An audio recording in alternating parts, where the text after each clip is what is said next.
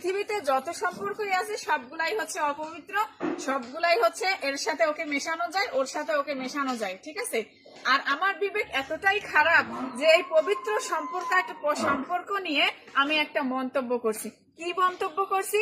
যে এইটাও মানে তাদের মেন্টালিটি এত ভালো যে তারা বলছে যে বাপের সাথে মেয়ের সম্পর্ক পজিটিভ। তা আমি শুধু বলছি যে বাবার সাথে যদি মেয়ের সম্পর্ক পজিটিভ হয় তাহলে ভাইয়ের সাথে বোনের সম্পর্ক পজিটিভ। আমি জাস্ট উদাহরণ দিছি, তাকে কিন্তু মেশাই নাই, তাকে কিছু বলা নাই। তাতেই আমার মেন্টালিটি এত পরিমাণ খারাপ, জঘন্য। একটা 99% মুসলিম কান্ট্রিতে আমি এই কথাগুলো কিভাবে বলতে পারি? আর উনি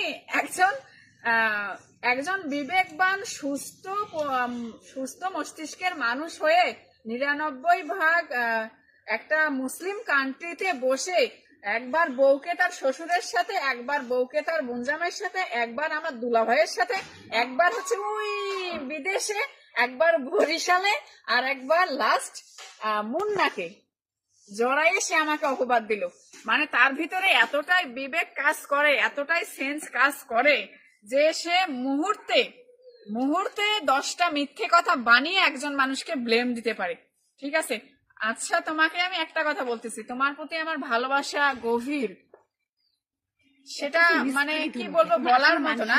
তো যাই হোক, যতটুকু ভালোবাসা ছিল আপনার প্রতি আমার, আপনার এই ব্যবহারে মিথ্যে কথা বানায় আমাকে যে পরিমাণ বদনাম করার চেষ্টা করছেন, মানুষের কাছে খারাপ বানানোর চেষ্টা করছেন, হ্যাঁ, সেই জন্য আমার ভিতরে যতটুকু আপনার জন্য মায়া মমতা কাজ করছিল, আশা করি তার ছিটে ফোটাও আর নাই। ভালো থাকবেন আপনি।